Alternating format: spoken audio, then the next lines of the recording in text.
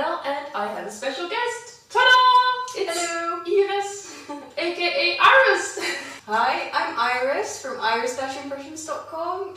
This is my friend Marieke. We've been friends for a long time and we love art journaling, and that's kind of what we're doing here. Well, we don't see each other very much because Iris lives in London and I live in Breda, Netherlands. But she is visiting the Netherlands this weekend, so we have an art journal date. Mm-hmm. And we were super afraid that we would get totally bored.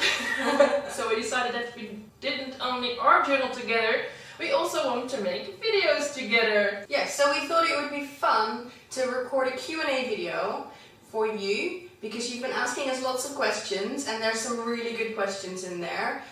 Interesting, gonna have to think about those answers. We've got a question from Jackie, and Jackie asks the following. What do you do with your art journals once they are completed? Well, this is a good question for you. It's a really funny question for you. What do you do with your art journals once they're completed?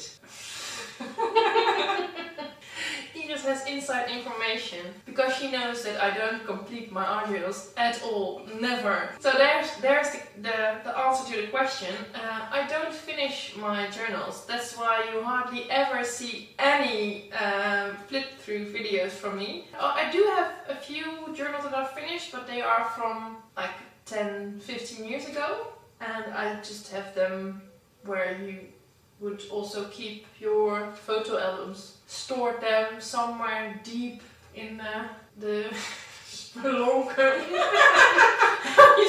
The grotto of yes. where art journals go to die. Yes. They go to the final resting the art place. journal heaven. Art journal graveyard. Yeah, no, they're in art journal heaven. Not in the art journal graveyard. They're not zombies. Okay. No, they are really dear to me, but I just don't really go through them. No, but it's because art journaling is my biggest passion and it's my hobby and it means a lot to me, but it's also my job. So whenever I need an art journal for a new project, when I'm making a new course, for example, I'm taking a new one. Mm-hmm. So I have journals everywhere. Yeah. You, on the other hand, seem I'm pretty good at finishing journals. Yeah, it's because I work chronologically, so I will have several different journals on the go, but I work through them in order, and then when they're finished, they get finished, and I can prove it to you here, because this one, there's only like 2-3 pages left in it, and it's really exciting. And then what I do with them when I finish is, well, they just go on the same little shelf as the other ones that I'm currently working on, because I like to kind of go through my own work again and look at what I've done, because it's all a continuation. Even if the book is finished, the me who is making the art is still the same. So but after a few years I might put them in the loft, I might put them away somewhere, and then every few years I take them out and I go like, oh yeah, that's where I was that many years ago, and now I'm somewhere else. So it's nice to kind of keep them and compare. And I do flip through videos, so when it's the reward for finishing, completing one. That's what I would really like to do as well. That's interesting because I don't work chronologically. I don't, because I just, like in this journal, I just stick it full with lots of stuff, and there are painted backgrounds and collage backgrounds, and I just tend to go through my work.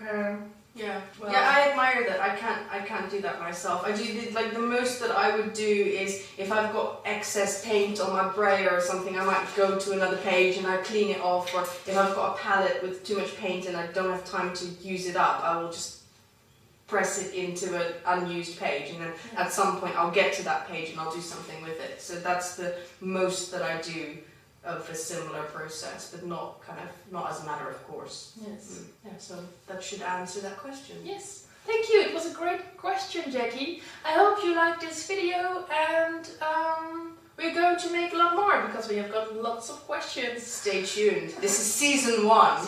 Season 1. Episode 1. Episode 1.